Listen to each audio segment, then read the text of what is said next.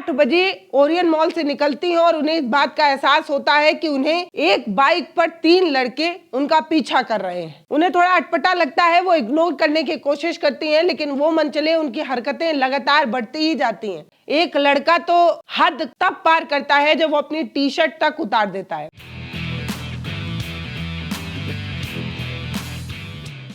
एक खबर आपको दिखाने जा रही हूं जो आपके समाज की सच्चाई है। इस खबर को आखिरी तक जरूर देखिएगा तो आपको पता चलेगा कि हम जिस तरीके से दिखने की कोशिश करते हैं और जैसे हम हैं, दोनों में कितना फर्क है। हम हर 26 जनवरी, हर 15 अगस्त और हर बैनर तले अखंड भारत की बात कहते हैं, लेकिन इसी भारत के कुछ लोगों को हम सिर्फ इसलिए चिढ़ाते हैं क्योंकि वो हमारी तरह नहीं दिखते। उनकी आंखें धसी हुई होती हैं, नाक थोड़ी चिपटी होती है, थोड़े अलग तरीके से दिखते हैं, फिर हम उन्हें चिंकी, मोमो, चाइनीज, चाउमीन और न जाने क्या कहकर चिढ़ाते हैं। एक महिला डॉक्टर के साथ ऐसा ही कुछ हुआ। नागालैंड की महिला उत्तर प्रदेश के गोरखपुर एम्स में इलाज करने आई थी। पेशे से डॉक्टर है, नीट की परीक्षा क्वालिफाई की है, लोगों का इलाज करा रही है, लोगों को स्वस्थ बना रही है। इन महिला को सिर्फ इसलिए चिढ़ाया गया क्योंकि ये हम लोगों की तरह या उत्तर भारत की तरह नहीं दिखती हैं। ये भारत के उस इलाके से आती हैं जिस इलाके में मैं मानती हूँ कि बहुत सारे लोग अभी गए नहीं हैं, लेकिन इसका ये मतलब नहीं है कि आप उन्हें चिढ़ाएंगे। हम इस तरीके की न जाने कितनी खबरें देखते रहते हैं, इस तरीके की न जाने कितनी घटनाएं हमारे और आसपास होती रहती हैं, लेकिन हमें फर्क नहीं पड़ता। लेकिन हमें फर्क पड़ना चाहिए क्योंकि हम वसुदेव कुटुंबकम की बात करते हैं और अपने ही देश के नागरिकों के साथ इस तरीके का भद्दा मजाक करते हैं। एक लड़की को बुली करते हैं, चिढ़ाते हैं, उसके साथ गंदी हरकतें करते हैं। क्यों? क्योंकि वो थोड़ी अलग दिख रही थी। मतलब ये कौन सा मजाक चल रहा है भाई?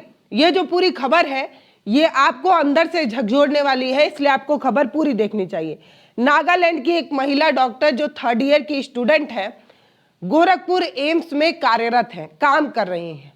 8 बजे ओरियन मॉल से निकलती हैं और उन्हें इस बात का एहसास होता है कि उन्हें एक बाइक पर 3 लड़के उनका पीछा कर रहे हैं। उन्हें थोड़ा अटपटा लगता है, वो इग्नोर करने की कोशिश करती हैं, लेकिन वो मनचले उनकी हरकतें लगातार बढ़ती ही जाती हैं। ऊल जलूल बयानबाजी से लेकर, ऊल जलूल टिप्पणी से लेकर, एक लड़का तो हद तब पार करता है जब वो अपनी टी शर्ट तक उतार देता है। एक लड़की को डराने की कोशिश होती है जो पेशे से डॉक्टर है, महिला रोग विशेषज्ञ हैं, महिलाओं का इलाज करती हैं। मतलब बच्चा जन्माने, एक नई जान को धरती पर लाने का काम ये महिलाएं करती हैं। ये जो लड़के जो इस तरीके की हरकतें कर रहे हैं, जिन्हें अब पुलिस अपने हिरासत में ले चुकी है, इन लड़कों को जन्माने वाली भी एक माँ थी। क्या इस तरीके की ऊल जलूल हरकत ये अपनी बहन, अपने माँ के साथ कर पाएंगे? नहीं कर पाएंगे। लेकिन इन्हें ये बात पता होनी चाहिए कि यही डॉक्टर, इन्हीं में से किसी एक डॉक्टर ने जरूर बहुत मेहनत, बहुत लगन के बाद आपको इस दुनिया में लाया है, और उसके बाद इस तरीके की तुम सोच रखते हो। तुम्हारी सोच इतनी गंदी है ना कि क्या कहा जाए, थोड़ा आउटडेटेड भी है। इन लोगों को जेल की हवा जरूर खानी चाहिए। इनका माइंड भी फ्रेश हो जाएगा और इनकी सोच भी फ्रेश हो जाएगी जो इस तरीके की सोच रखते हैं। इतनी पुरानी सोच तो जेल में जाकर ही अपडेट हो पाएगी जो ये सोचते हैं कि लड़की है, रात में निकली है, वो खुली है, आप उसके साथ किसी तरीके की हरकत कर सकते हैं। दरअसल डॉक्टर का यह आरोप है कि उनके साथ बेड टच भी किया गया, न जाने किस तरीके की गंदी गंदी बातें कही गई। एक लड़का तो इतना ज्यादा बदमाश था कि वो टी शर्ट तक उतारता है, लड़की को टच करने की कोशिश होती है और न जाने क्या कुछ।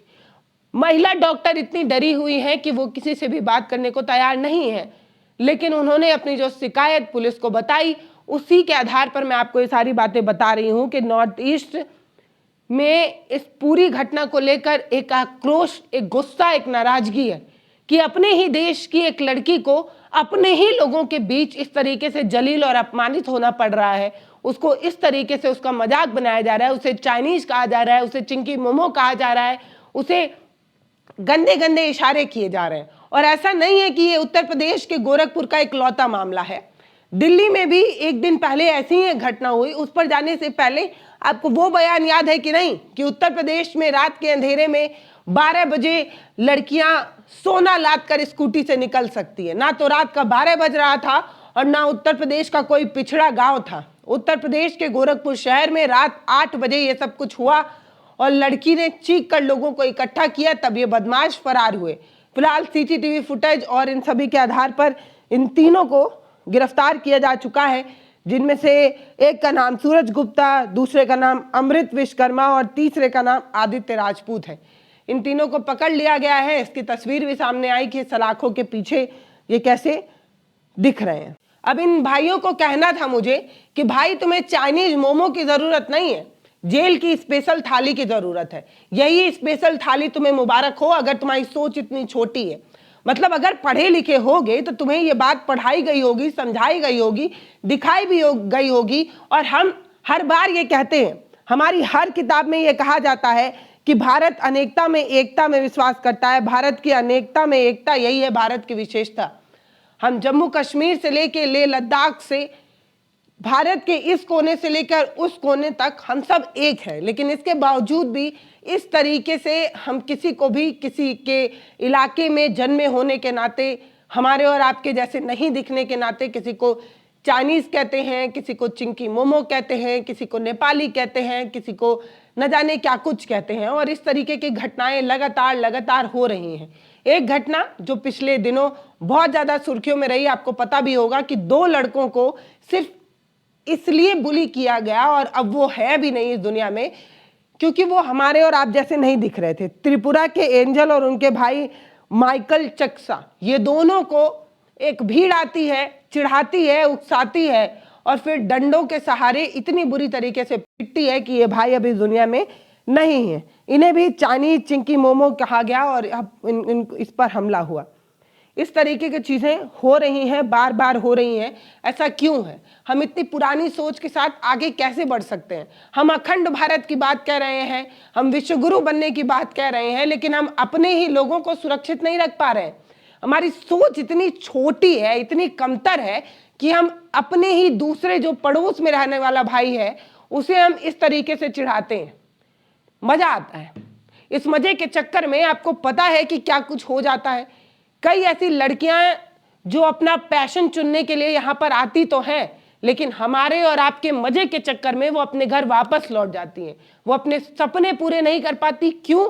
क्योंकि हमें मजा करना है। हम मौज के लिए उन्हें चिढ़ाएंगे, तब तक चिढ़ाएंगे जब तक वो टूट कर बिखर ना जाए, तब तक चिढ़ाएंगे जब तक एंजल जैसे लड़कों की मौत नहीं हो जाएगी। मतलब क्या मजाक चल रहा है भाई, क्या मजाक चल रहा है? पढ़ाएंगे कुछ, बोलेंगे कुछ और करेंगे कुछ।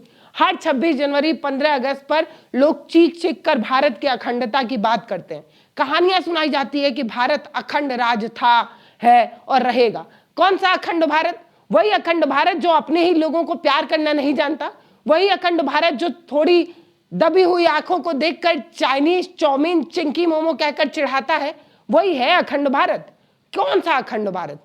कैसा अखंड भारत? ये सवाल पूछा जाना चाहिए कि नहीं कि आप उसी देश के किसी और कोने से आते हैं, दूसरा किसी देश के और कोने से आता है और उसके बाद जब वो हमारे इलाके में आता है तो हम उसका मजाक बनाते हैं और हम ये उम्मीद करते हैं कि हम उसके इलाके में जाएंगे तो वो हमारा फूलमाला से स्वागत करेगा। काहे करेगा भाई? तुमने क्या किया? इस तरीके की घटनाएं भारत की एकता को तोड़ती हैं। हमारी जो अखंडता है ना, जो यूनिटी है हमारी, वो यूनिटी टूटती है इस तरीके की घटनाओं पर। नागालैंड की इस डॉक्टर के साथ हुए बदतमीजी के बाद नॉर्थ ईस्ट का इलाका, नॉर्थ ईस्ट के लोग अपनी नाराजगी जता रहे हैं, सोशल मीडिया पर लिख रहे हैं। कई फोटोज, कई वीडियोस सामने आ रहे हैं। अब इसके बाद दिल्ली के मालवीय नगर की घटना पर आते हैं। 3 लड़कियां जो एक हॉस्टल में रह रही थी, इन लड़कियों ने अपने एसी को ठीक कराने के लिए एक वेंडर को बुलाया।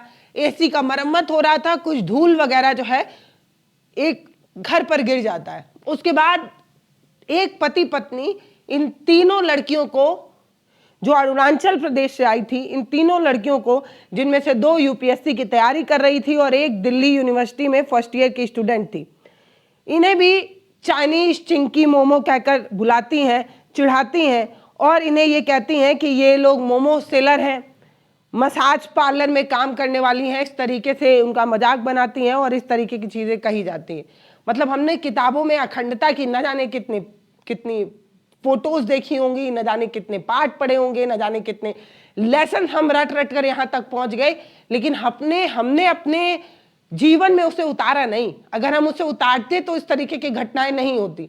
किसी की आंखें धसी हैं तो आप उसे नेपाली, उसे चाइनीज, उसे चिंकी मोमो बुलाते हैं।